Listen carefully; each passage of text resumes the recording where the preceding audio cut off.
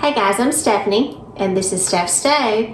And today in South Georgia, it's very cold. And one of the things that you think of when it's very cold to warm you up is none other than chili. So today I'm going to share with you my chili recipe, and I do hope you enjoy it. So let's get going and let's make us some chili.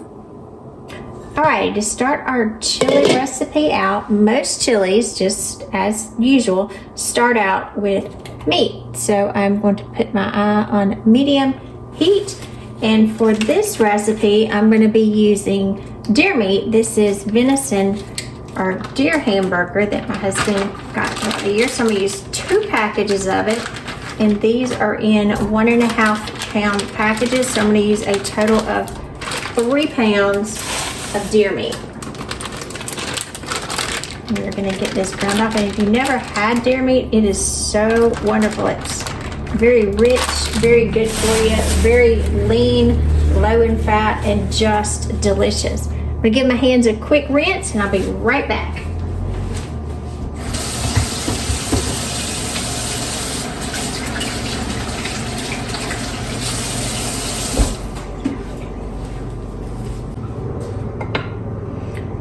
Alright, got my hands nice and washed and nice and clean. So I'm going to break up this hamburger meat, and we are going to be browning it off first, because you always need to brown your hamburger meat first. Make sure it's thoroughly cooked before you start adding your other ingredients. So I'm going to break this up. Let this cook. To this, I'm going to just sprinkle the top of it just with a little bit of salt and a little bit of black pepper. And again, if you don't have deer meat, obviously you don't have to make this with deer meat, but it just makes it such a good flavor. You can use regular hamburger, whichever fat content that you prefer. But deer meat generally is very lean, so there won't be a lot of fat that's rendered from this, and we just love the flavor of it. So I'm gonna let this cook down, and we'll check back with it in just a couple of minutes. Alrighty, as our meat mixture is continuing to cook, it still has a little bit of pink left in it. And as you can see, there's not a huge amount of fat. There is some liquid that comes out of the deer meat, but not a large amount of fat. So again, we're almost finished browning it. We do have a little pink remaining. So at this point, I'm going to add in some onions, and a lot of times if I don't have onions, I try to keep these on hand. These are frozen chopped onions. That way my onion doesn't go bad. So I'm going to add about a cup of these frozen chopped onions to the mixture, and this will equal about 1 medium-sized onion. A little bit extra. I don't think I got quite enough in there. And likewise, this little extra piece, we're going to get him out. Likewise, we're also going to add a cup of green peppers, and this is another great way. I generally buy these frozen diced green peppers because they're nice and easy to keep in your freezer. And I'm gonna add a cup of these as well, and this also, about 1 large green pepper is about what a cup is equal to. And if green peppers are in season, sometimes I'll go ahead and chop up several of them and vacuum seal them and put them in my freezer to have them, because it's just convenient to be able to pull them out whenever you're making things. So while we're finishing browning our meat, again, we've got our onions and green peppers in here, and they are going to continue to cook with our meat about another 2, maybe 3 minutes to ensure that all of our ground beef is completely brown before we add the rest of our wonderful ingredients to make our amazing chili. Alright, our meat has completely browned at this point, so you can see throughout it we don't have any pink spots, so it's thoroughly cooked. and our onions and bell pepper are cooking through as well and kind of releasing some of their fragrance throughout our meat. Now, I do have a little bit of liquid in here, so at this point I am going to stop and I'm going to drain the meat because I do not want any of that extra fat or liquid in our chili. So I'm going to pause a minute, I'm going to drain this and we'll be right back. All right, I've drained all of the excess fat and liquid out of our meat, so it's pretty dry, and as I've got it back on the eye cooking, any excess moisture, as you can hear, is kind of cooking out, so it won't be any little bits left in there. So I'm just kind of cooking it through, just any little pieces that I missed. Now, at this point, I'm going to add 2 cans of petite diced tomatoes. I know a lot of people like stewed tomatoes.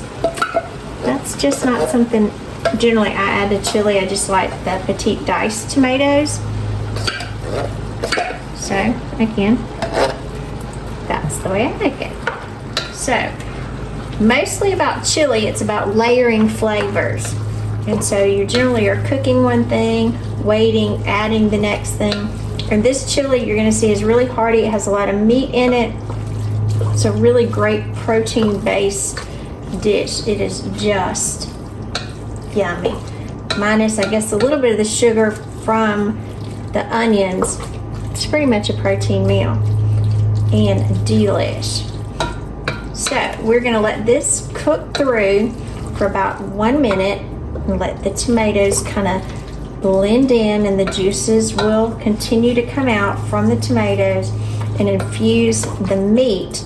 So again, this is going to cook now for about another minute or so before I add the next step to the chili recipe. All right, for the next step, and you can see as our tomatoes are cooking nicely, where it's infusing the tomato flavor into our hamburger meat, as well as the onions and the peppers. They're all kind of coming together and those flavors are developing. The next thing that we would traditionally add is our beans to our chili, because most all chili has beans. However, as a child, I can remember I liked chili, but the one thing I did not like was the beans. And I can remember kind of complaining about this even to my granny when I lived with her, and she said, that's not a problem. She said, I'm going to puree it up. So that's what I've always done. So to this, I'm going to add this is a large can of Bush's chili beans. These are pinto beans with mild chili sauce. And I'm going to add this to my batter bowl here. Make sure I get all of that out. And then I'm going to add 2 cans of light red kidney beans. Now I prefer to use the light red kidney beans just because the skins are a little bit more tender. Now there is a juice in here, and I am not going to drain that. I'm going to keep that. So we're going to have all those in there together. So that's 1 can. Adding 2 cans. And again, we are not draining these beans. Alright, and as you can see, even in my measuring cup, if this was measured out, this is would be about 6 cups with the liquid. So again, like I said, I do not like these. This was my granny's solution, and I have used this ever since. I'm going to use my nice immersion blender, and I'm going to put this in here, and I'm going to puree every bit of this. I'm sorry for the sound, it is a little loud. And this will completely mash up the beans. Now if you like just a little bit of the beans in there, you can leave some of them whole. I prefer it completely mashed.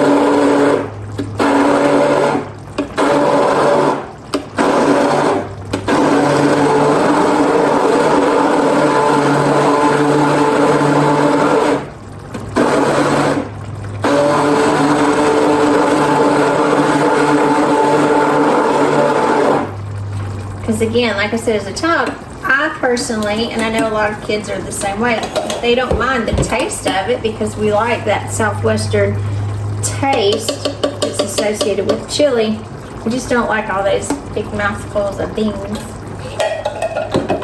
So now that I have this mixture of all of my beans, I'm going to pour this into my chili. So this chili will be very thick.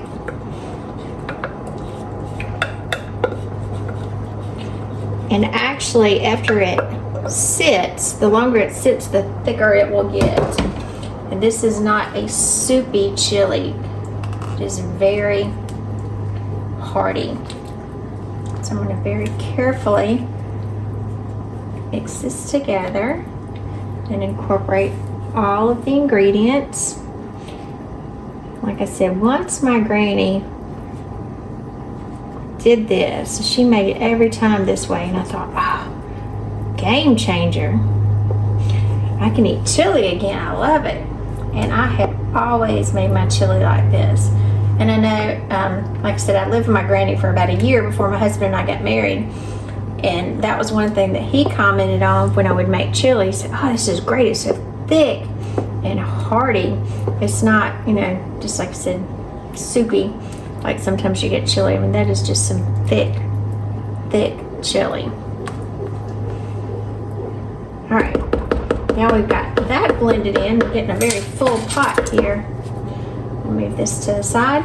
So we do need to add a little seasoning to this point. So I don't like to use a little packet mix in here. I just prefer to do it on my own because we, again, just like everybody else, have our own personal preference as to heat. But what I do like to do, add about 2 tablespoons of chili powder.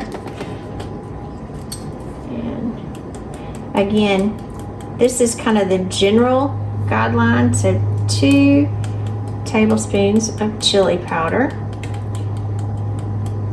It's going to be about most of my jar. Time to get another one.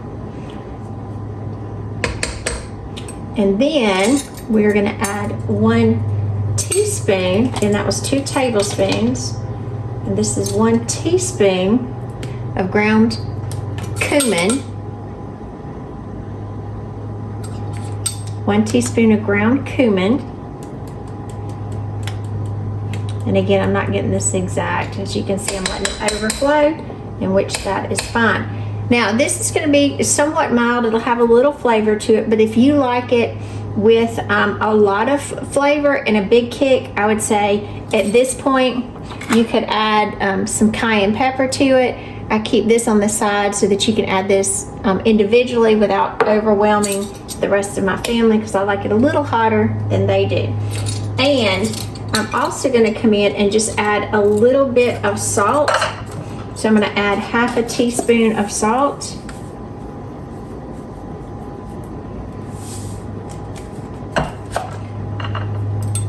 And a 1/4 teaspoon of black pepper.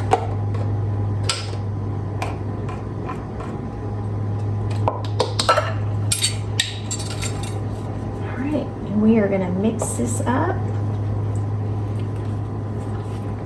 And then let our chili sit. I'm going to return my heat from medium. I'm going to put it to a very low simmer.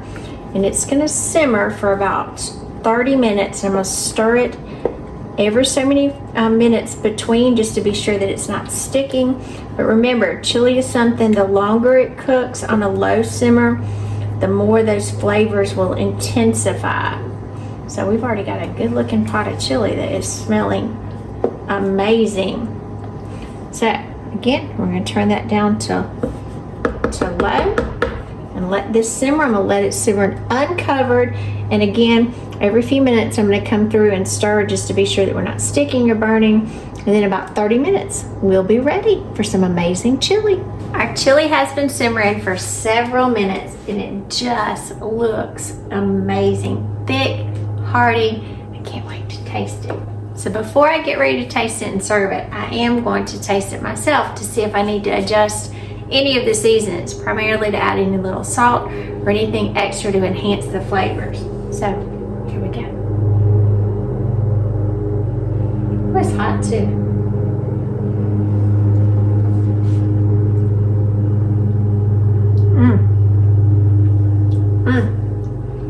Oh, that's yum. I'm going to add just a little bit of salt. So this is my salt and pepper mixture. So I'm just gonna grab just a little bit of this. Add a little bit to enhance some of those wonderful flavors even more. Give it a stir and let that kind of permeate through everything. And this is one of the things, the chili, you can let it sit for about 30 minutes and simmer and cook. You can let it simmer and cook all afternoon. Just have it on a simmer and constantly stir it so you don't have any sticking or any burning, but it's just one of those things that just gets better and better over time. And the smell is so good. But it's perfect now, so I'm gonna turn my eye off and I'm gonna dip some and taste it. Alrighty, let me get me a good bowl full for me here. And right on top, got me some shredded cheese over here, so I'm gonna add me some cheese on the top. Some people even like a little sour cream or something, but I like to stop with just the cheese. Love it. So look at that. Isn't that good? Oh, look at that steam coming off of it. Yummy, yummy. I'm gonna push my cheese down so my cheese gets all melted and yummy. Perfect, perfect for a cold day. Yummy.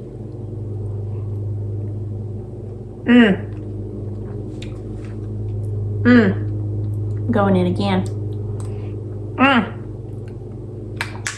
Oh, that's some good chili. Got a little heat on the back of it too, which is just perfect. So remember, I'm Stephanie, and this is Steph Stove. Give us a thumbs up, click that subscribe button, and I do hope you enjoy, as we made memories one dish at a time, this chili recipe that I make for my family. Enjoy. Have a great night.